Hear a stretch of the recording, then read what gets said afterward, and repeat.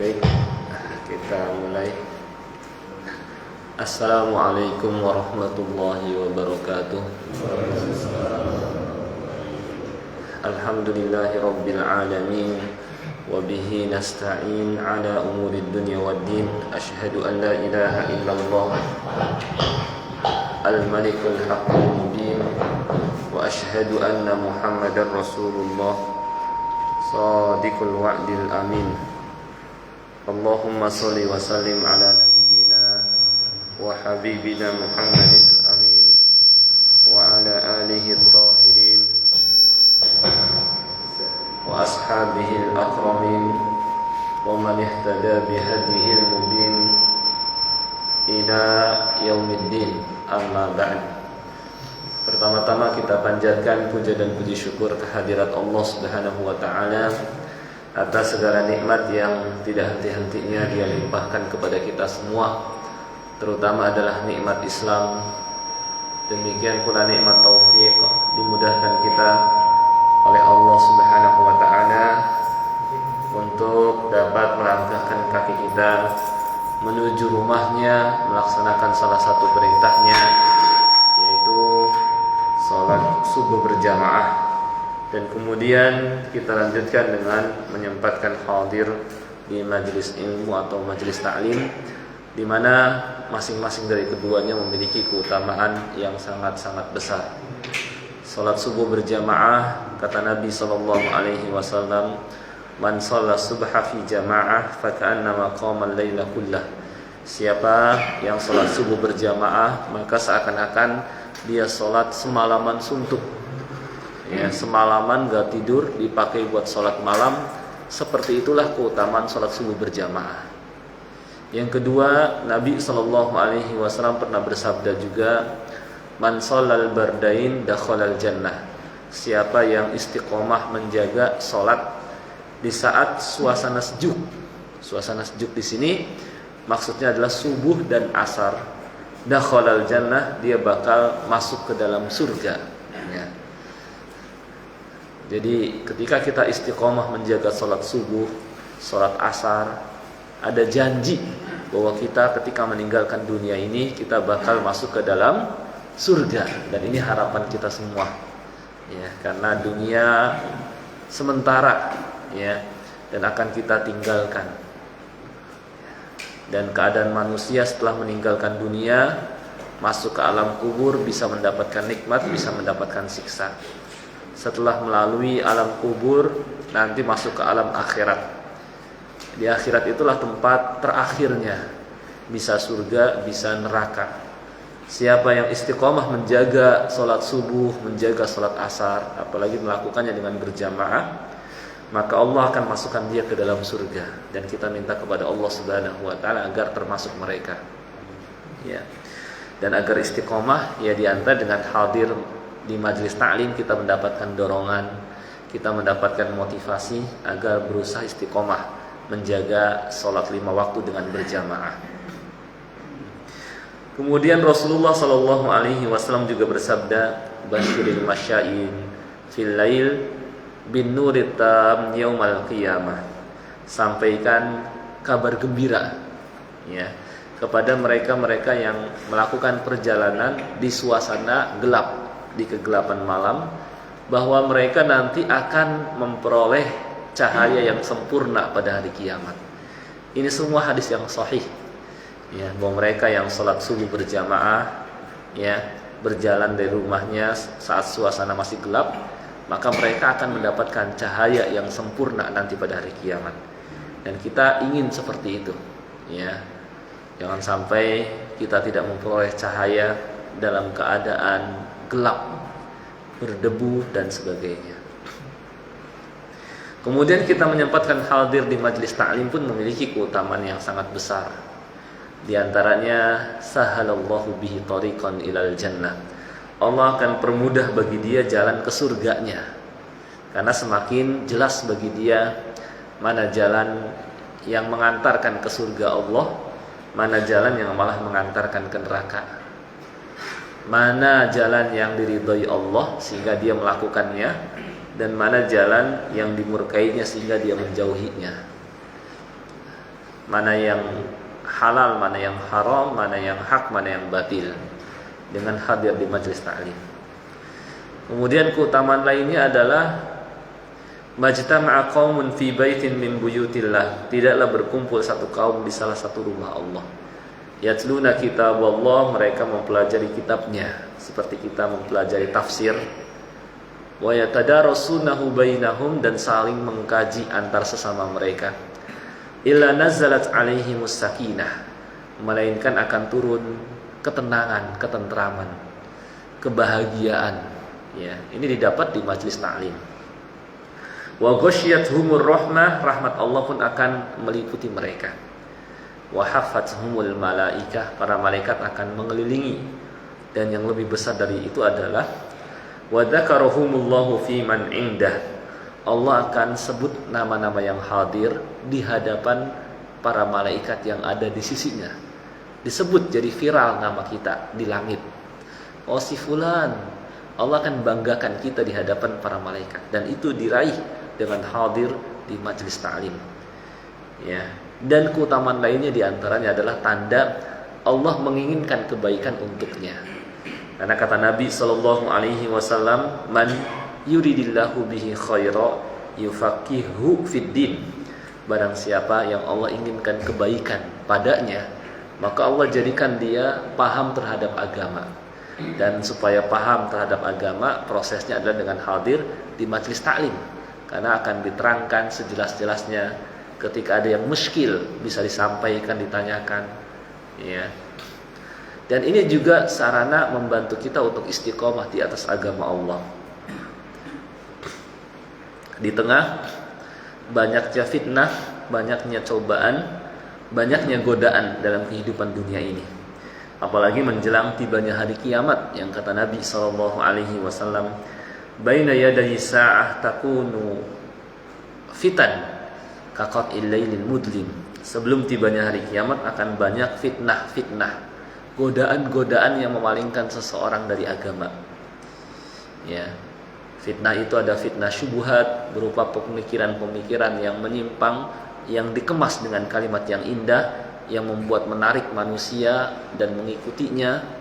Ada juga fitnah syahwat, yang membuat seseorang mendatanginya dan meninggalkan agamanya.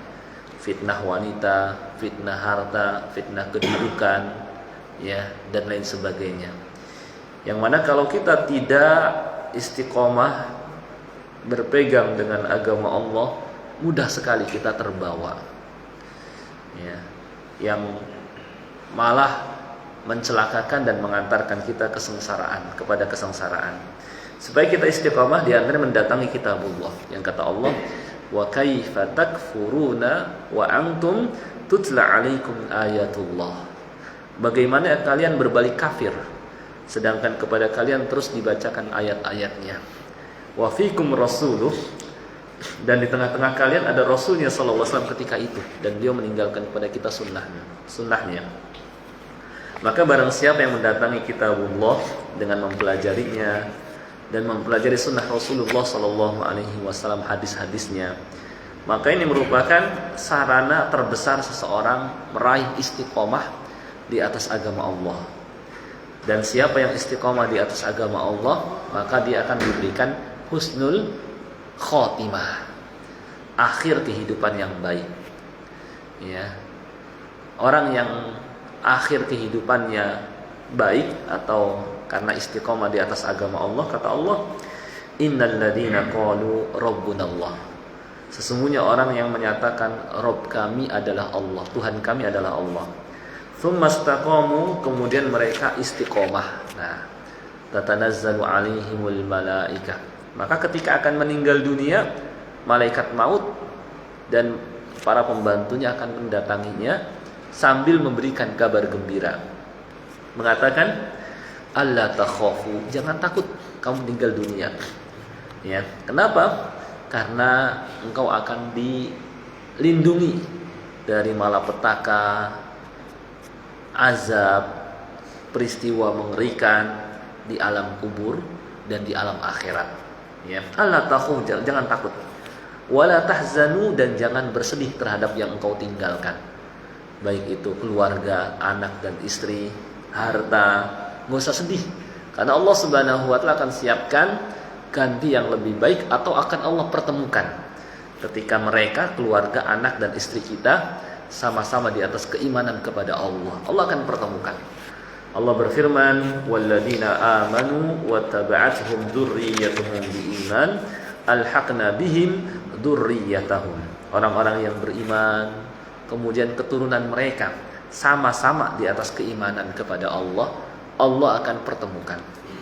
Dan untuk meraih kesamaan visi, misi, akidah, kita harus sempatkan mendidik keluarga, anak dan istri kita, ya. Mendidik mereka dengan pendidikan Islam, mengajarkan mereka akidah yang benar, mengajarkan mereka ibadah, sholat misalnya, mengajarkan mereka akhlak yang mulia. Intinya sama seperti Luqman menyempatkan ngajarin anaknya. Wa idh qala Luqmanu libnihi wa huwa ya'iduh. Ingat ketika Luqman menasihati anaknya, ya bunayya, wahai anakku, la tusyrik billah, jangan sekali-kali menyekutukan Allah. Inna syirka la dzulmun 'adzim. Sesungguhnya syirik itu kezaliman yang besar. Luqman juga mengajari anaknya salat. Ya bunayya aqimis shalah. Wahai anakku, dirikanlah salat. Wa'mur bil ma'rufi wanha 'anil munkar. Suruhlah orang lain mengerjakan yang baik dan cegahlah mereka dari perbuatan yang mungkar. Wasbir 'ala ma asabak. Bersabarlah terhadap musibah yang menimpamu. Luqman juga mengajari adab dan akhlak. Wa wasainal insana biwalidayhi hamalathu ummuhu wahnan 'ala wahn. Kami perintahkan manusia untuk berbakti kepada orang tuanya.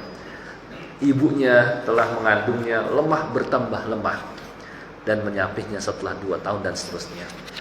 Barulah insya Allah anak akan jadi anak yang soleh dan solehah, dan keutamaannya akan dapat berkumpul bersamanya nanti di samping di dunia, di akhirat. Dan inilah yang dilupakan oleh para orang tua.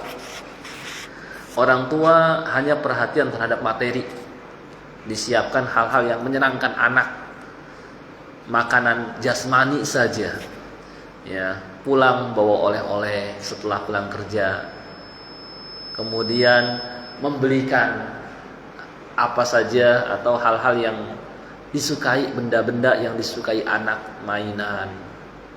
Kemudian yang paling parah kalau sampai, maksudnya membelikan yang membuat mereka sampai lupa segalanya, lupa waktu, lupa sama sholat, lupa belajar, padahal mereka masih labil, belum punya prinsip dan mudah terbawa. Nah, ini hati-hati. Kita belikan HP yang mahal buat mereka, kita pasang kartu, ya, kemudian internetnya unlimited, ya, udah mereka bebas sepuasnya nonton YouTube tanpa kita kontrol, kita awasi. Maka jangan salahkan kalau nanti anak kita, ya, nanti tumbuh besar mengikuti apa yang mereka tonton. Karena namanya anak-anak, tontonan jadi tuntunan, ya, tontonan jadi tuntunan. Jangan salahkan, ya, kita yang menyiapkan kepada mereka sesuatu yang merusak mereka. Bukan berarti nggak boleh, tapi ada waktunya dan harus dikontrol, harus diawasi sama orang tua. Nah itu. Nah ini yang kita sering lupakan. Yang lebih parah juga sama ada orang tua yang nggak peduli sama anaknya. Anaknya pulang malam, ya, sampai mungkin bahkan ada anak perempuan misalnya pulang malam nggak peduli sama sekali, bodoh amat, mau pulang pagi juga nggak jadi masalah.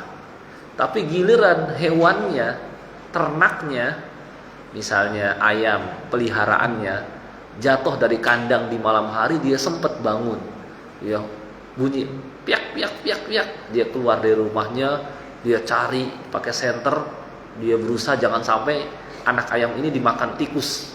Tapi giliran anaknya, ya, nggak pulang sampai malam, bahkan sampai pagi, bodoh amat. Ada seperti itu, ada, ya, nggak perhatian sama anaknya. Ya itulah karena pendidikan. Ya, dia nggak belajar, akhirnya lebih mementingkan hewan daripada anaknya. Ada lagi yang ya sampai memelihara hewan, boleh saja, yang penting kita berikan haknya. Perhatian kita besar terhadap hewan tersebut, dijaga, dirawat, pokoknya dibelikan untuknya yang luar biasa, ya. Misalnya sampai untuk burung, ya, dikoleksi burung-burung, diperhatikan sekali sampai menghabiskan waktu-waktunya. Giliran anak tidak diperhatikan, nggak sempat dididik, nggak sempat dibimbing, nggak sempat diarahkan, sehingga anaknya jadi bebas, tidak terkendali. Nah, ini juga salah seperti ini, ya. Baik, itu mungkin sekedar pengantar saja. Alhamdulillah, pada kesempatan kali ini ya kita masih melanjutkan tafsir Juz Amma. Alhamdulillah, buku yang saya biasa menggunakan laptop sudah saya print bukunya, namanya Tafsir Al-Fatihah dan Juz Amma. Ini yang tulisan saya, dan nanti ini hadiah buat musola, ya. Nanti kalau ada yang mau juga bisa sampaikan ke saya, nanti disiapkan, ya. Kalau tidak salah pada kesempatan yang lalu kita sudah mempelajari tafsir surah An-Naba, ya, beberapa ayat daripadanya. Pada kesempatan kali ini kita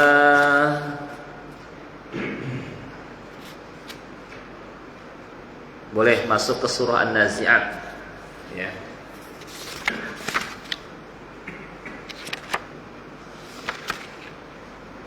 Ya. Saya akan bacakan terlebih dahulu ayatnya. A'udzu billahi minasy syaithanir rajim. Bismillahirrahmanirrahim.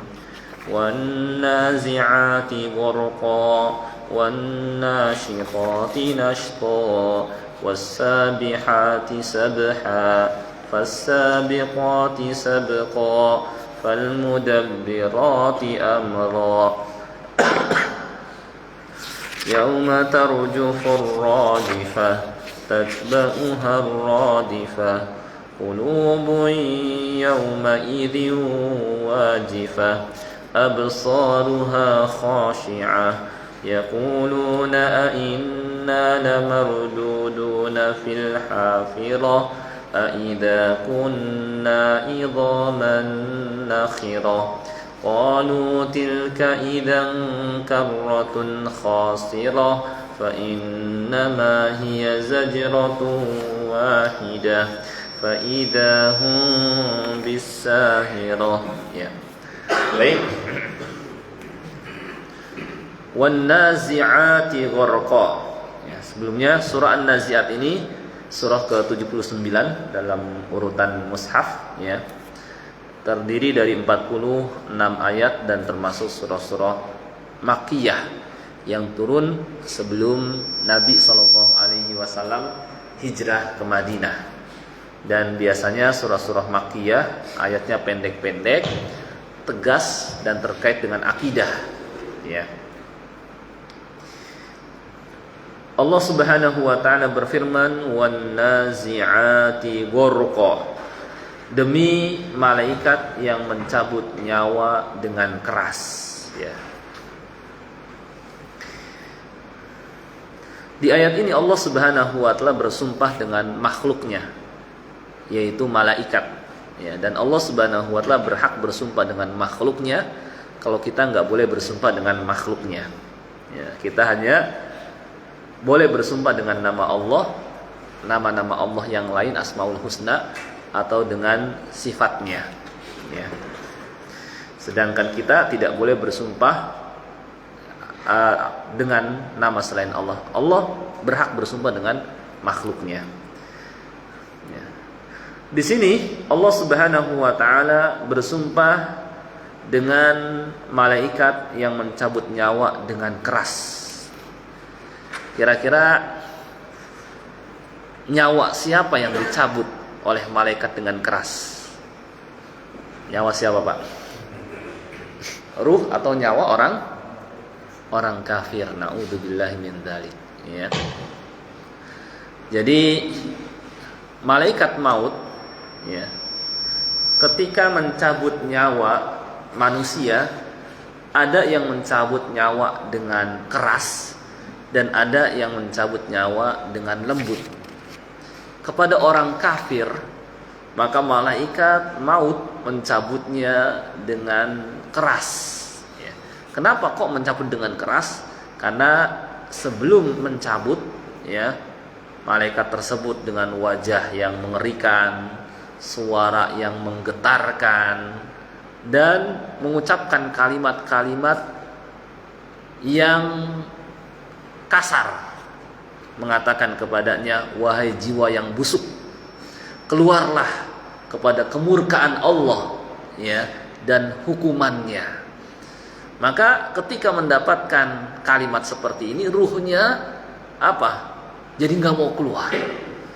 Dia berusaha menjauh dan menghindar, ya, dari malaikat maut tersebut, ya, karena sudah mendapatkan berita kabar yang mengerikan, gitu. Karena nggak mau keluar, disebutkan dalam ayat lain, fa kaifa idza tawaffatuhumul malaika, bagaimana nantinya ketika malaikat mewafatkan mereka, yadribuna wujuhahum wa adbarahum, sambil memukuli wajah dan punggung mereka, menyuruhnya untuk keluar dari jasadnya, tapi nggak mau juga keluar. Maka karena nggak mau keluar dan menghindar darinya, malaikat pun mencabutnya dengan paksa, dengan keras, ya, seperti itu, ya, karena nggak mau keluar ruhnya. Nah, seperti inilah malaikat mencabut nyawa orang kafir. Na'udzubillahi min dzalik. Berbeda dengan orang mukmin. Orang mukmin, maka malaikat mencabut nyawanya dengan lemah lembut. Karena ketika hendak mencabut nyawanya, malaikat memberikan kabar gembira kepadanya. Memberikan kabar gembira dengan mengatakan, ya ayyatuhan nafsul mutmainnah, irji'i ila rabbiki radiyatan mardiyah. Wahai jiwa yang tenang, yang cinta kepada Allah, yang tenang di atas beribadah kepadanya, yang tenang dengan mengingatnya, ya. Irji'i ila rabbiki radiyatan mardiyah, ya, pulanglah kepada Allah Subhanahu wa taala dalam keadaan puas, lagi diridhoinya, ya. Dikabarkan kepadanya, keluarlah menuju ampunan Allah dan rahmatnya, ya. Dikabarkan kepada dengan surga, ditenangkan, jangan takut, jangan bersedih hati. Maka ketika ini ruhnya pun, ya, keluar dengan mudah. Bahkan diumpamakan dalam hadis seperti air yang dituangkan dari teko, saking mudah mengalir dan keluarnya ruh dari jasadnya, ya. Dan kita minta kepada Allah Subhanahu wa taala supaya termasuk mereka, ya. Nah, ketika inilah orang mukmin, dia pun semakin cinta menghadap Allah, ya, bertemu dengannya. Rasulullah sallallahu alaihi wasallam bersabda, man ahabba liqa Allah ahabballahu liqa'ah, wa man kariha liqa Allah karihallahu liqa'ah. Barang siapa yang ingin berjumpa dengan Allah, Allah pun senang berjumpa dengannya. Dan barang siapa yang tidak suka berjumpa dengan Allah, Allah pun tidak suka berjumpa dengannya. Ya, apa maksudnya? Ketika ini Aisyah radhiyallahu anha berkata, ya, tapi kami tidak suka dengan kematian, kami ingin tetap hidup di dunia, tetap hidup. Kata Nabi sallallahu alaihi wasallam, laisa dzak, bukan itu maksudnya. Akan tapi seorang mukmin ketika akan meninggal dunia, maka sebelumnya dikabari dengan keridhaan Allah dan surganya. Ketika itu tidak ada yang paling yang dia sukai kecuali yang ada di hadapannya. Maka dia pun jadi suka bertemu dengan Allah. Allah pun suka berjumpa dengannya. Maka dia pun segera mendatanginya. Ya. Tetapi orang kafir ketika akan meninggal dunia dikabarkan dengan azab Allah dan hukumannya.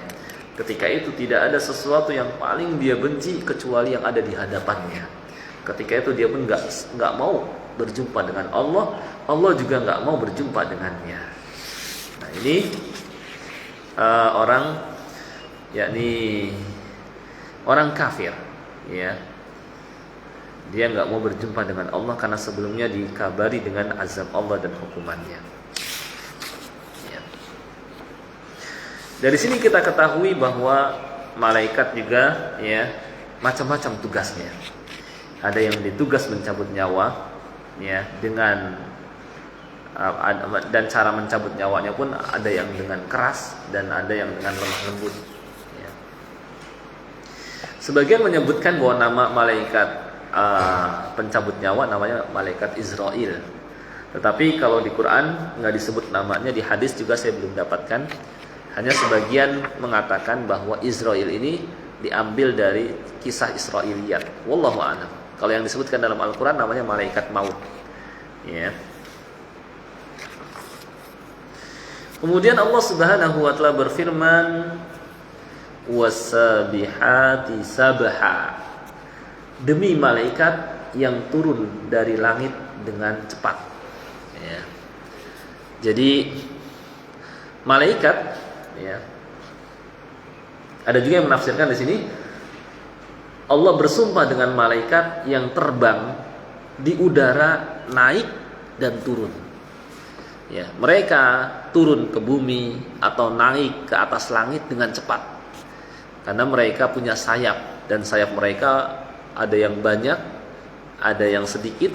Ya, paling banyak yang paling banyak sayapnya adalah malaikat Jibril sampai memiliki 600 sayap. Keadaan mereka ketika menghadap Allah dalam Al-Quran diserangkan, ta'rujul malaikatu warruhu ilaih. Para malaikat, demikian pula malaikat Jibril ketika menghadap Allah itu memakan waktu sehari yang kalau ditempuh oleh kita makan waktu 50.000 tahun. Ta'rujul malaikatu warruhu ilaihi fi yaumin kana miqdaruhu khamsina alfasanah. Malaikat menghadap Allah karena kan ke atas langit sangat jauh sekali. Ya, tapi mereka dengan kemampuan yang Allah berikan kepada mereka, dengan sayap yang ada pada mereka, mereka bisa menghadap Allah dengan cepat. Ya, dengan sayap ada yang 2, ada yang 4, ada yang sampai 600 sayap tadi itu. Cepat menghadap Allah, makan waktu sehari yang kalau ditempuh oleh kita makan waktu 50.000 tahun. Ya. Ini malaikat. Ya. Nah, Allah juga bersumpah dengan malaikat yang terbang dengan cepat menghadap Allah atau turun mendatangi manusia dengan cepat. Ya, dan ini menunjukkan kelebihan malaikat. Ya. Kekuatan mereka, ya. Bahkan malaikat lebih kuat dibanding jin. Ya, jin kalah kuat dengan malaikat. Ya, sudah saya sampaikan bagaimana dalam kisah Nabi Sulaiman alaihi salam, ya, ketika Nabi Sulaiman mendapatkan kabar ada ratu yang menyembah matahari berikut kaumnya, yaitu Ratu Balqis, ya. Beliau mendapatkan kabar dari burung hudhud. Setelah itu beliau pun mengumpulkan para pemukanya. Dan kemudian beliau berkata kepada mereka, "Ya ayyuhal mala', wahai para pemukaku, siapa di antara kalian yang bisa mengangkat singgasana kerajaan Ratu Balqis ke hadapanku sebelum mereka menyerahkan diri?" Ya. Kata ketika itu yang diantara tentaranya ada jin, ya, namanya jin Ifrit, mengatakan, "Saya bisa membawa singgasana itu sebelum engkau bangun dari tempat duduk." Menunjukkan perkasa dan kuatnya jin. Tapi ada yang lebih perkasa, lebih kuat, yaitu malaikat. "Saya mampu membawa singgasana itu sebelum matamu berkedip." Ya, menunjukkan malaikat lebih kuat dan lebih perkasa daripada jin. Makanya dalam perang Badar, ketika orang-orang musyrik dimotivasi oleh setan, oleh iblis saya akan bersama kalian, saya akan bela kalian. Tapi ketika kaum muslimin ya yang jumlahnya sedikit 3 kali lipat dari mereka, hanya 300 orang lebih sedikit, sedangkan mereka 1000-an orang, ya, ketika Allah Subhanahu wa taala nurunkan malaikat dan iblis berikut tentaranya melihat ternyata kaum muslimin dibantu oleh Allah Subhanahu wa taala dengan diturunkan malaikat, iblis mengatakan, "Inni ara ma la tarawun." Saya melihat yang tidak kalian lihat. Saya takut kepada Allah Rabbul Alamin. Maka akhirnya ditinggalkan orang-orang musyrik. Dan ketika itu orang-orang musyrik banyak yang tiba-tiba tewas, banyak yang tiba-tiba terbunuh, ya, tanpa banyak usaha dari kaum muslimin. Nah, ini bagaimana ya malaikat ya lebih perkasa dan ditakuti ya oleh jin, ya. Tapi meskipun mereka perkasa, kuat, bahkan bisa memindahkan singgasana sebelum mata seseorang berkedip, ya, tapi mereka adalah makhluk yang paling takut kepada Allah Subhanahu wa taala. Bagaimana ketika Allah Subhanahu wa taala menetapkan suatu ketetapan, mereka pada pingsan saking takutnya mereka kepada Allah Subhanahu wa taala. Dan bahkan fisik mereka pun ya sebagiannya besar-besar. Terutama seperti fisik malaikat para pemikul arsy singgasana Allah, yang dikenal dengan malaikat karubiyun atau muqarrabun, yang didekatkan dengan Allah. Fisiknya besar, kuat, ya, tapi mereka memiliki akhlak yang mulia, ya. Mereka sanggup memikul singgasana di atas pundaknya, dan fisik mereka besar. Disebutkan dalam hadis yang sahih, jarak antara pundak dengan bagian bawah telinganya ini perjalanan 700 tahun. Saking besarnya malaikat pemikul arsy. Maka wajar kalau di antara malaikat pemikul arsy kan malaikat Israfil, sekali tiup hancur alam semesta ini. Karena malaikatnya besar-besar. Ya, termasuk di antara malaikat Jibril. Itu malaikat-malaikat pimpinan malaikat. Jibril, Mikail, Israfil, malaikat-malaikat besar. Ya, kata Allah, alladzina yahmilunal arsya, para malaikat pemikul arsy. Wa man haulah, dan yang ada di sekitarnya, yusabbihuna bihamdi rabbihim, mereka bertasbih memuji Allah Subhanahu wa taala. Meskipun begitu, mereka juga akhlaknya sangat mulia sekali. Wajar karena didekatkan dengan Allah itu enggak sembarangan makhluk, hanya makhluk-makhluk pilihan. Ya, ketika mereka sambil beribadah, sambil bertasbih, mereka juga wa yastaghfiruna lilladzina amanu. Mereka memohonkan ampunan buat orang-orang yang beriman sambil mengatakan Rabbana wasi'ta kulla syai'ir rahmatan wa ilma. Wahai Tuhan kami, rahmat dan ilmu-Mu meliputi segala sesuatu. Faghfir, maka ampunilah lilladzina tabu, orang-orang yang bertobat, wattaba'u sabila, mengikuti jalanmu, waqihim adzabal jahim, dan hindarilah mereka dari azab neraka.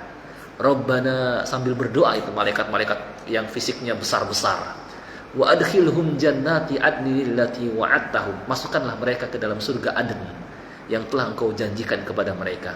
Demikian pula wa man salaha min abaihim wa azwajihim wa dzurriyyatihim, orang-orang yang soleh dari kalangan nenek moyang mereka, istri mereka, dan keturunan mereka, dan seterusnya. Nah, ini bagaimana sudah fisiknya besar, kuat, tetapi mereka akhlaknya mulia, karena mereka malaikat-malaikat yang didekatkan dengan Allah, ya. Dan malaikat tugasnya berbeda-beda. Ada yang tadi memikul arsy sambil bertasbih memuji Allah Subhanahu wa taala. Ada yang mencabut nyawa, dan di ayat ini Allah bersumpah dengan malaikat-malaikat berikut tugas-tugasnya. Fasabiqati sabqa, dan malaikat yang mendahului dengan kencang. Ya.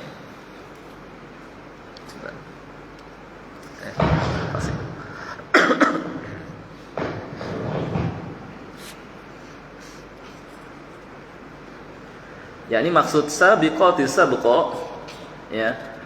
Mereka adalah malaikat yang keadaannya sangat segera memenuhi perintah Allah Subhanahu wa taala, dan Allah Subhanahu wa taala berikan kemampuan kepada mereka untuk dapat melaksanakannya.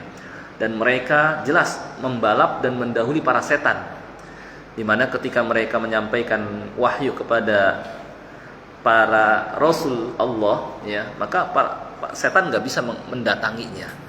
Di samping setan juga pada takut dengan malaikat, ya.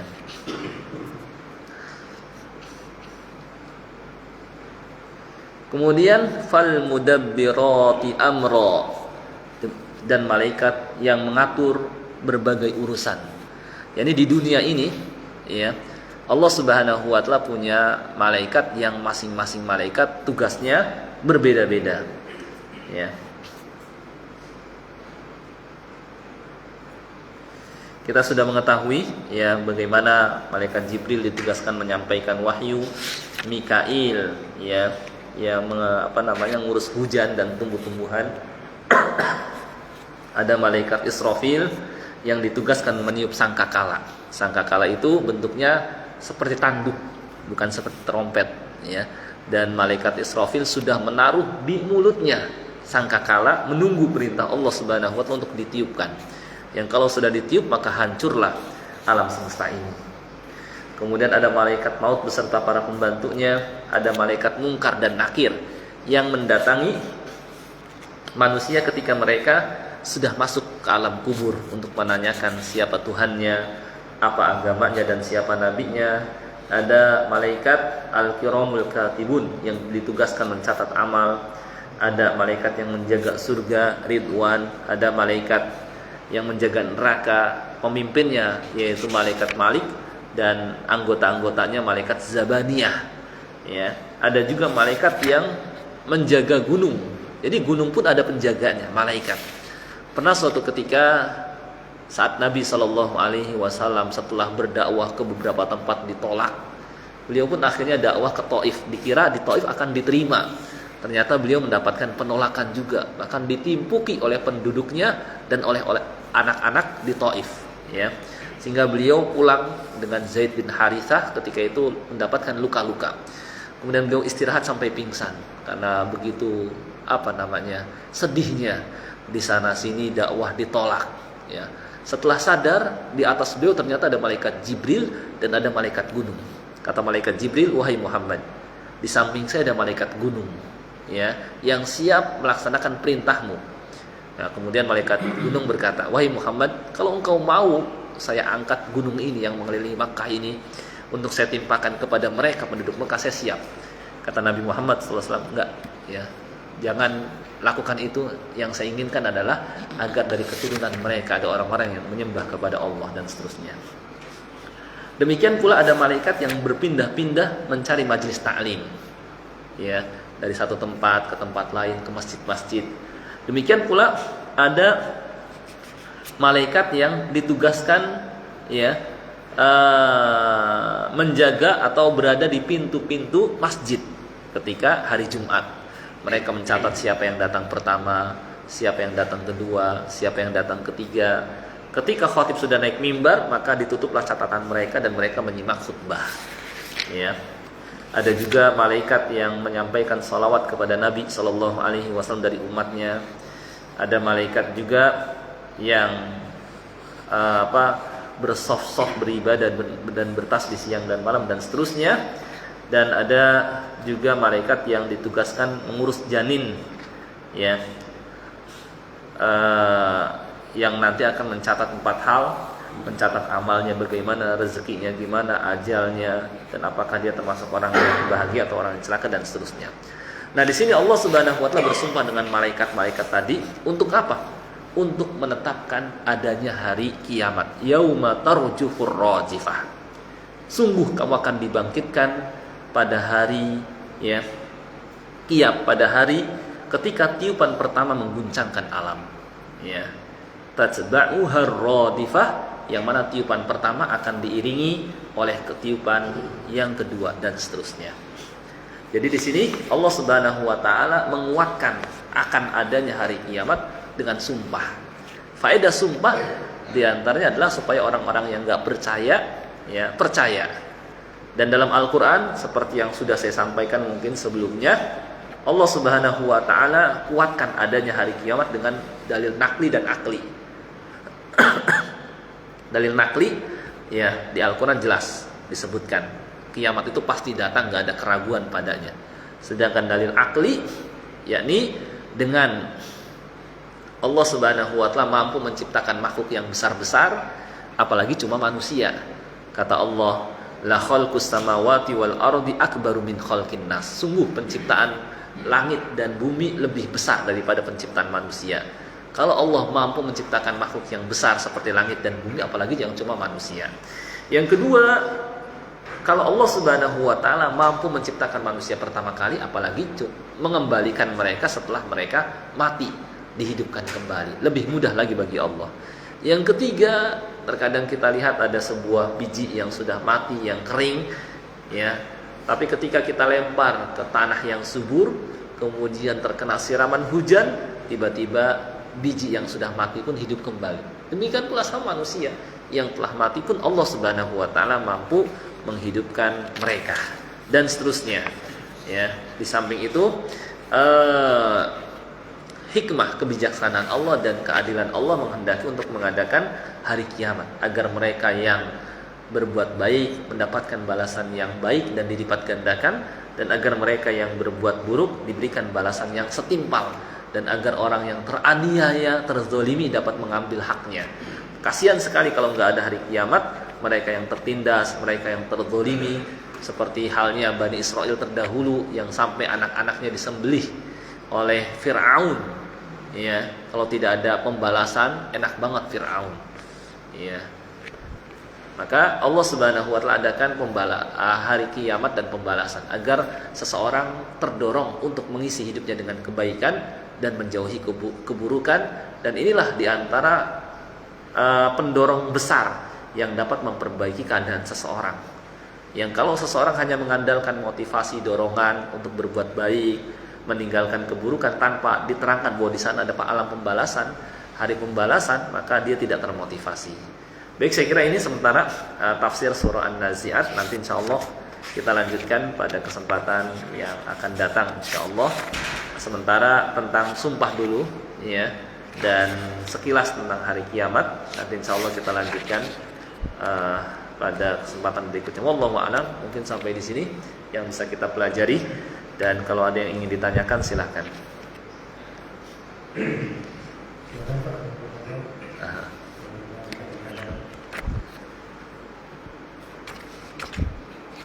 Silakan.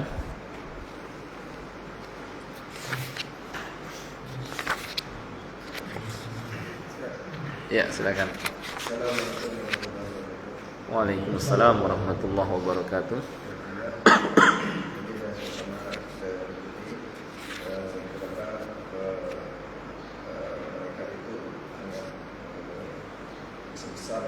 Iya. Dan Masya Allah yang diterangkan, tapi mereka itu sangat patuh dan taat kepada Allah Subhanahu wa taala. Iya. Dimana layak subhanallah amalahu Wa yaf'aluna ma yu'maru. menaati Allah dan menuruti apa yang dia perintahkan. Dan sudah dijelaskan tentang mereka dan semoga manusia yang kalau kita sangat lemah keadaannya, dan kadang-kadang kita tidak mengetahui perintah Allah dan larangannya, tapi di sisi lain kadang-kadang kita menjadi muslim pada hal-hal yang dilarang, karena kita tidak mengetahui hal itu sangat buruk dan ini berhubungan dengan ini semua. Bagaimana kita agar betul rasa takut itu terrealisasi dalam kehidupan kita. Iya. Intinya bagaimana caranya supaya rasa takut ya kepada Allah Subhanahu wa taala muncul dalam hati, sehingga kita menahan diri dari perbuatan maksiat, ya gitu. Jadi nggak dapat enggak supaya timbul rasa takut dalam diri kita, ya, adalah dengan kita mengenal siapa Allah.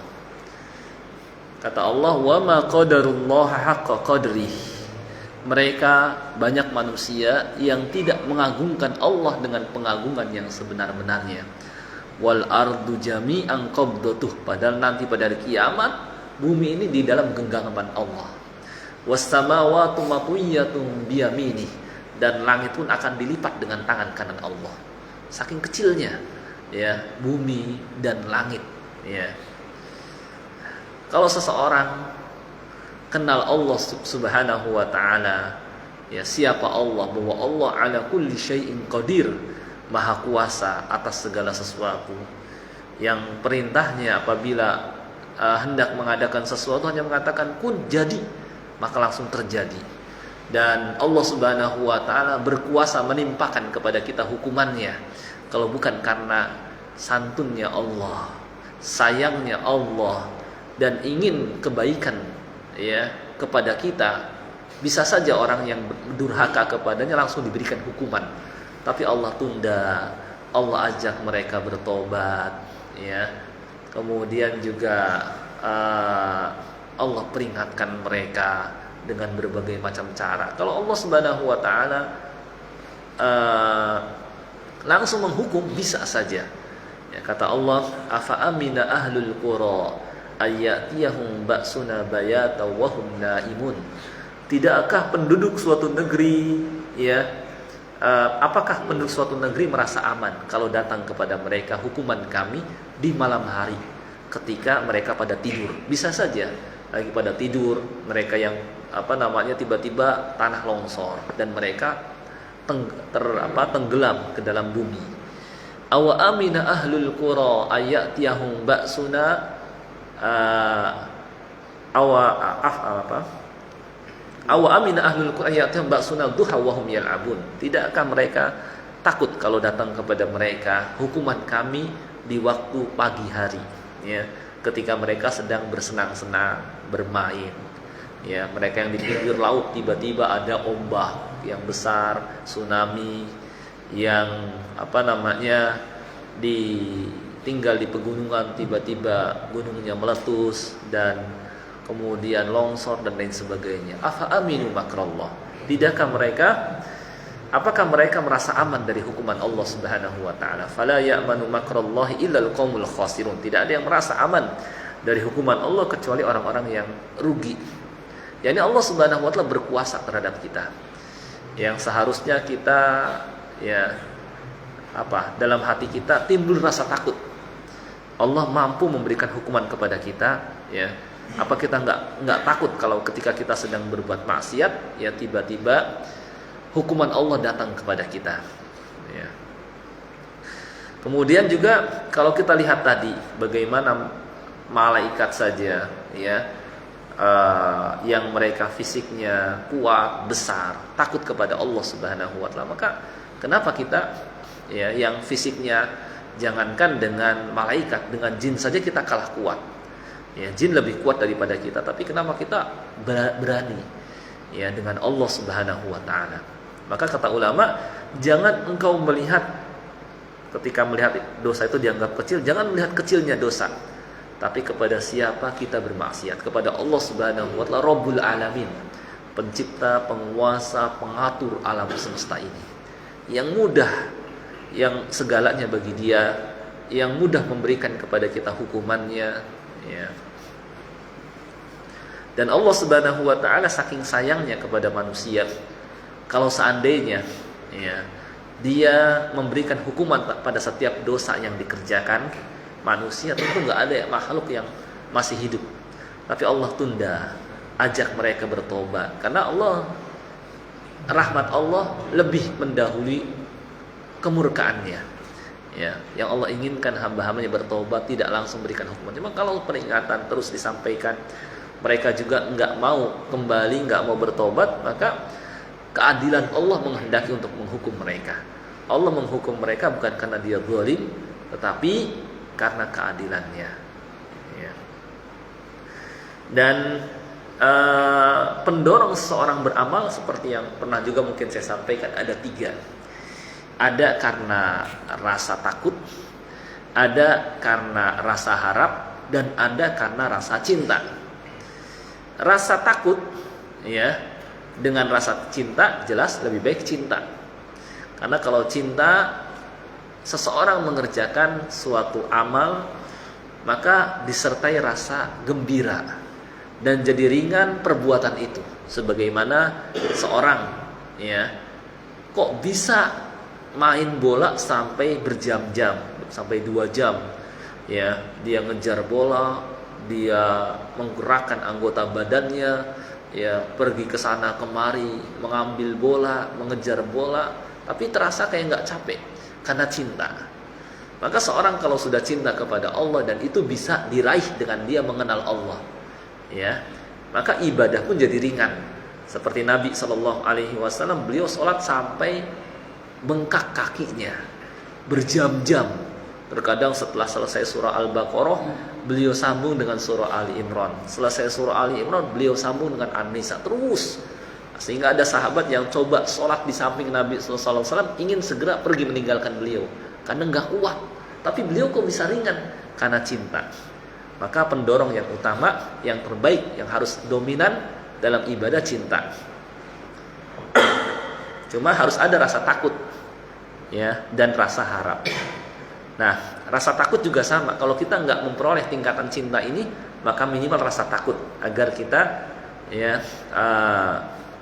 dengan merasakan bahwa Allah Subhanahu wa taala melihat, menyaksikan kita, sehingga kita menjauhi maksiat. Seorang ketika bekerja, ada yang pendorongnya juga karena takut. Dia berusaha kerjanya rapih, berusaha tepat waktu, tidak terlambat, berusaha mengerjakan tugas-tugas yang dibebankan kepadanya. Karena apa? Karena takut nanti kalau nggak dikerjakan dia dipecat. Karena takut kalau dia nggak kerjakan ya, dia dikurang gajinya ya, dan sebagainya ya, karena rasa takut.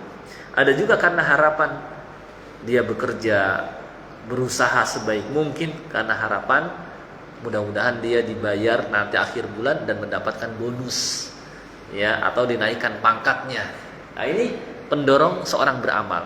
Di antara 3 pendorong ini, harap, takut, dan cinta, meskipun 3-tiganya harus ada dalam ibadah, tapi yang paling dominan, yang paling bagus adalah ketika pendorongnya adalah cinta. Dan itu bisa diraih dengan ma'rifatullah atau dengan mengenal siapa Allah Subhanahu wa taala. Ya, dengan ingat nikmat-nikmatnya, kemudian santunnya Allah tidak lekas, tidak langsung menghukum hamba-hambanya ya, dan bagaimana rezekinya terus turun kepada mereka, sedangkan manusia